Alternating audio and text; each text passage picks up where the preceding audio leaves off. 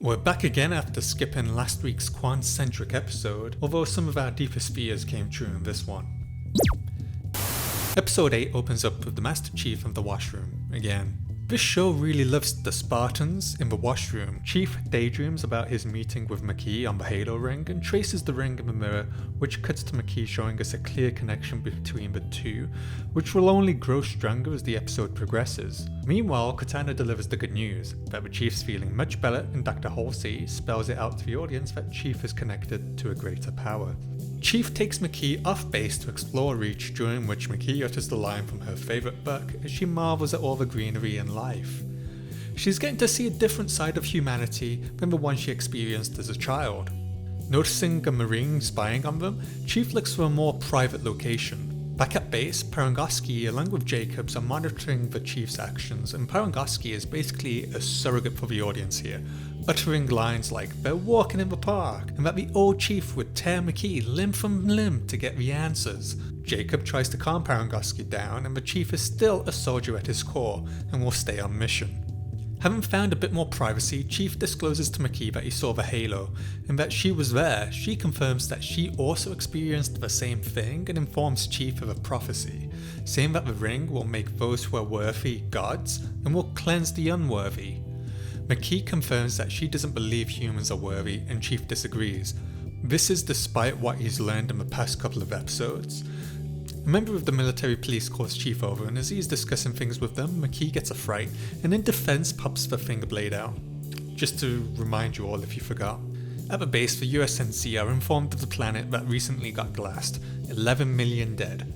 Jacobs refused to send a fleet to the planet, saying it's a lost cause. Chief agrees with Parangoski, saying that they need to take the fight to the Covenant, informing them that Makee can communicate with the artifact better than he can, and believing that Makee is with the humans. Jacob argues that you can't overturn years of indoctrination just like that. However, Chief responds that he did.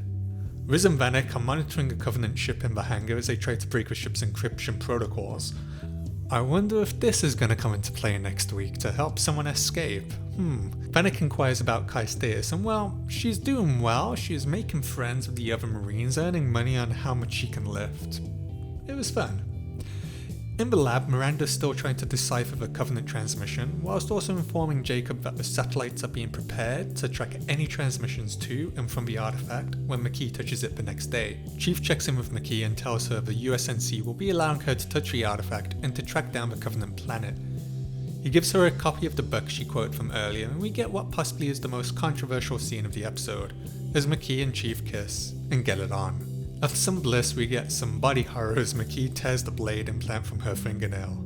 Halsey comments on Chief getting a girlfriend and how ordinary that is, whilst Cortana mentions that Chief is finally not alone, only for Halsey to retort that the Chief always had her. Jacob drops by to inform Halsey Parangoski wants her off planet, so time to pack up and leave. Jacob reiterates to Halsey how she sacrificed everything in her life for the future. How much more is she willing to give up? And she retorts saying everything. Taken aback, Jacob lets her know she can keep her ship and it's ready for her to leave. Whispering Guy brings the contact lenses from a couple of episodes back and places them in Halsey's eyes, and they read as Miranda keys. She uses this to then hijack Makee's entertainment systems. During the conversation, Halsey tells Makee not to help her deliver the artifact into USNC control, believing that if they gain control of the artifacts or the Halo ring, that mankind will destroy itself with the Halo ring, if it's indeed a weapon. Halsey tries to convince Makee to bring the artifact and John to her ship, and that together they can go to the Halo ring and unleash their full potential, which is where Makee stops Halsey and disagrees with that plan.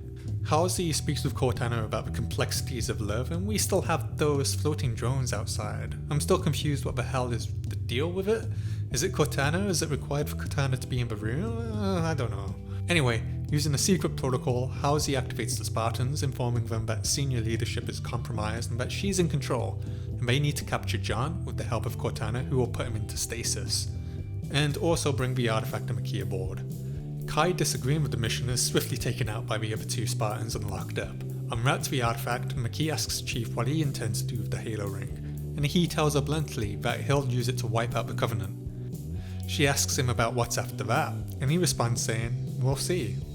Hardly filling Makee with confidence in humanity here. Miranda decrypts the communication, revealing it to be Makee's voice, and races to the artifact. Halsey informs Cortana that today's the day she will take control of John and be the best of them all. However, Cortana has some hesitation, which leads her to inform John of the impending plan and to avoid the trap, thus abandoning Halsey and shutting down her plan and access to the camera feeds. John still goes forward to confront the two Spartans to try and get them on side, whilst Makee goes to the artifact. Eventually, Kai frees herself and assists John against the other two Spartans, who seem intent on killing him rather than taking him prisoner. As Makee tries to explain to Parangoski and Keyes about what's happening to John, Miranda arrives and tells them of Makee's ties to the Covenant, and she's zapped by the Marine. This finally drives Makee to touch the artifact and zaps the Marine and sends a shockwave throughout the base. Before losing consciousness, John arrives on the Halo wing where Makee tells him goodbye. Boy, when writing this recap I realised just how much went down in this episode. Very few scenes, if any, could have been cut as each one moved the plot forward, or set up beats for later on in the episode, or had some foreshadowing what was to come in the next episode, such as the Covenant ship that they're trying to decrypt, and it can fly itself, so I think there's going to be something there. It also had a fantastic pace, and I really want that finale right now. I'm hoping next week is action-packed and we get the fall of Reach. Now, onto the controversy, the love scene. Look, I know the Chief's this blank killing machine in the game.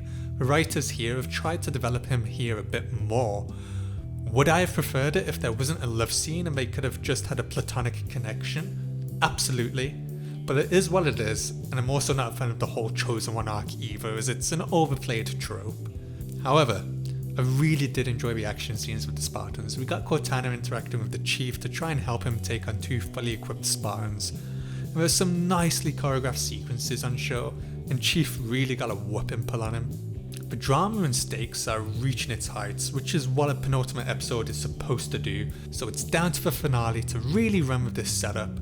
I liked that we also got Cortana breaking free of Halsey's manipulative grip, and is fully sided with John. It's been fascinating seeing how Halsey has tried to navigate all of the drama, putting aside everything for the future, whilst also manipulating people into thinking she cares. Maybe she does, but not in the same way as others care. It's more of an ends to a means for her. She doesn't care about John's well-being. She cares that he's important to achieving her goals of reaching the Halo ring. Anyway, that's all for this week's episode. Fingers crossed for the finale. Hopefully Quan dies and disappears, but after last week's episode I think she's going to be even more integral to the story, which is disappointing, but at least hopefully we're off the whole trying to free Magical. And they really did waste Burn Gorman. His role was really a nothing role, and it was a really moustache twirling villainous one. Totally could have cut that storyline and not missed anything, which kind of shows you how important it really was.